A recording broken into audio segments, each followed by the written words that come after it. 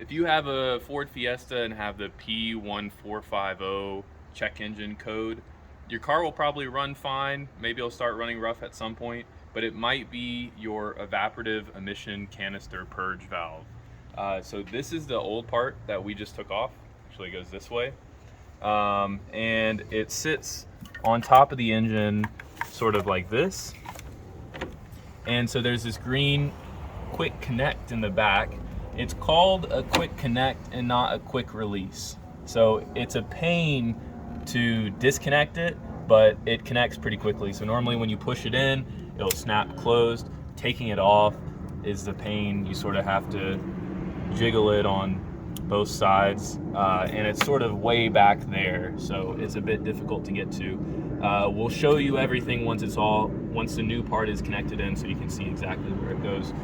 But it was connected in here as well. There's also this metal plate right here that bolts to there with a 5/16 bolt. Something else you should do is disconnect the positive terminal of your battery, because you might have fuel vapors going around here, so that's just for safety. There's also this electrical connector that goes there normally, and then there's a little mount for this clip on this metal bracket, and then this hose goes into this connector too. But the new part fortunately has all of this attached, so you're good. The next and hardest part is the connection that's under the intake manifold down here. So you can see there's this hose clamp here, which you're not supposed to take off, and then there's this hose clamp, and on this car it was facing down, so you were able to reach your hand up underneath and pull this back, and then you can theoretically just pull this straight off.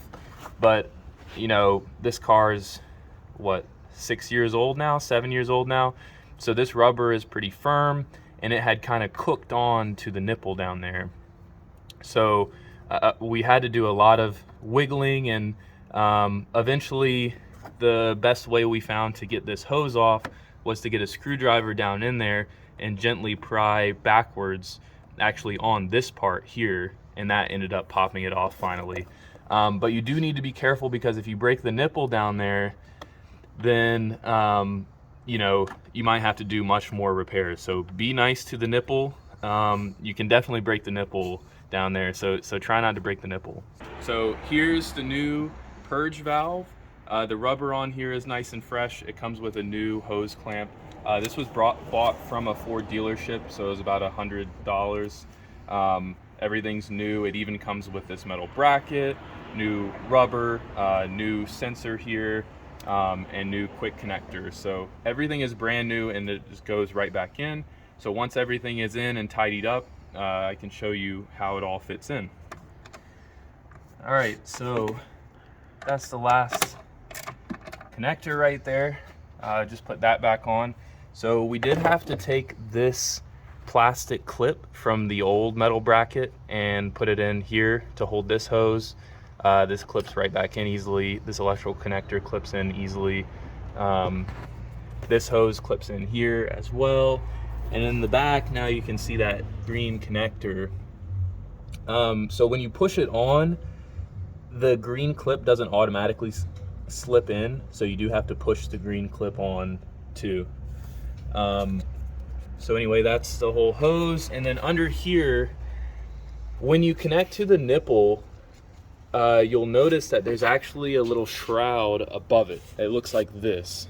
So there's a little shroud like this, and then the nipple's right below it, and it's like a little bra over the nipple, So there's this little shroud over the nipple, and that's going to prevent you from getting a screwdriver behind the hose when you're taking it off. So you either need to pry at the hose clamp here to get, you need to pry at the hose clamp here to get the hose off, or you need to go up underneath the car and pry from underneath, because again, there's that shroud. I have it mirrored here. But this is how it's going to sit on the car. There's this shroud above it, and so putting it on it, you might need to be able to see that shroud, and slip it right underneath, right over the nipple. All right, so remember to connect your battery. This is just a 10 millimeter nut on this terminal, so pretty easy. But if this video helped you, it helps a lot if you leave a like and subscribe to the channel. Thanks for watching. See you in the next one.